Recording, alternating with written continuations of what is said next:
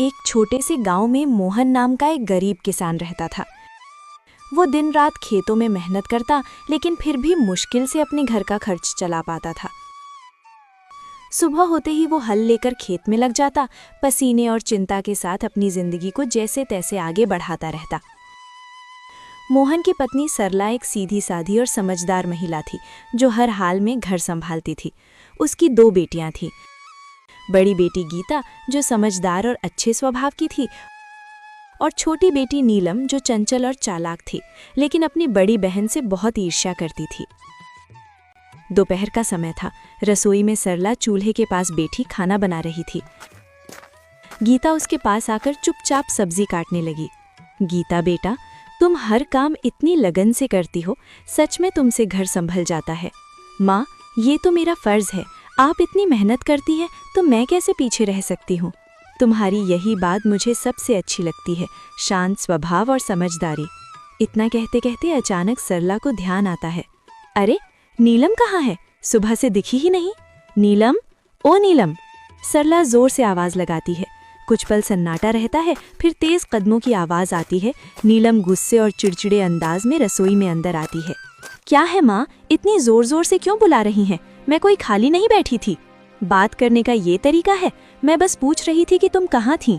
नीलम हंसते हुए तंज में, आपको मेरी क्या चिंता होगी, आपको तो बस आपकी आदर्श बेटी गीता की ही फिक्र रहती है। गीता, नीलम ऐसा मत बोलो। नीलम गुस्से में बीच में काटते हुए, आप चुप ही रहो दीदी, हर वक्त अच्छी बनने का नाटक मत किया करो। सबके सामने सीधी साधी बनती हो और सारी तारीफें भी तुम ही ले जाती हो। नीलम, बस करो नीलम, ये जलन तुम्हें गलत रास्ते पर ले जा रही है। हाँ, जलन है मुझे, क्योंकि मुझे हमेशा आप दोनों के बीच में छोटा और बेकार महसूस कराया जाता है। आप दोनों को तो बस एक दूसरे की अच्छाई ही दिखती है। दोपहर की तेज धूप खेतों पर चमक रही थी। मोहन अपने खेत में हल चला रहा था। उसके कपड़े पसीने से भीग चुके थे, लेकिन वो बिना रुके काम करता जा रहा था। चारों तरफ सन्नाटा था, बस बैलों की धीमी चाल और हल्की मिट्टी चीरने की आवाज सुनाई दे रही थी। थोड़ी देर बाद मोहन रुका, अपने माथे का पसीना पोंछा और आसमान की ओर देखने लगा। हे भगवान, इस बार तो दया कर देना। हर साल की तरह इस बार भी अगर फसल खराब हो गई ना, तो घर चलाना मुश्किल हो जाएगा। बच्चों की जिम्मेदारी है, घर का खर्च है, कब तक यूं ही जैसे तैसे चलता रहेगा। वो गहरी सांस लेकर फिर आसमान की ओर देखता है। बस भगवान, इस बार कोई मुसीबत मत आने देना। बारिश समय पर हो जाए, फसल अच्छी हो जाए, ताकि मेरे बच्चों को थोड़ा अच्छा जीवन दे सकूं। इतना कहकर वो फिर से काम करने लगता है। तभी दूर से कोई आवाज लगाता है। अरे मोहन! मोहन मुड़कर देखता है। उसका दोस्त रामलाल उसकी तरफ आ रहा होता है। क्या बात है भाई, आज तो बड़े सोच में डूबे हुए लग रहे हो। क्या बताऊं रामलाल, किसान की जिंदगी ही ऐसी है। मेहनत तो पूरी करते हैं, लेकिन सब कुछ ऊपर वाले के हाथ में होता है। बिल्कुल सही कहा तुमने। इस बार तो मौसम भी कुछ ठीक नहीं लग रहा, कभी ज्यादा धूप, कभी अचानक बादल।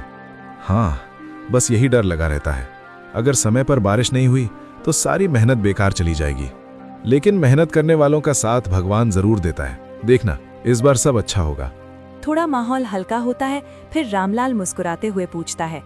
अच्छा छोड़ो ये सब, बताओ घर पे सब कैसे हैं? भाभी जी और तुम्हारी दोनों बेटियां कैसी हैं? सब ठीक हैं। सरला तो हमेशा की तरह घर संभाल रही है, और मेरी बड़ी बेटी गीता, वो तो बहुत समझदार हो गई है। घर के हर काम में हाथ बटाती है, कभी शिकायत नहीं करती।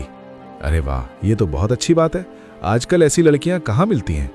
हाँ, लेकिन छोटी वाली नीलम, उसका स्वभाव थोड़ा अलग है।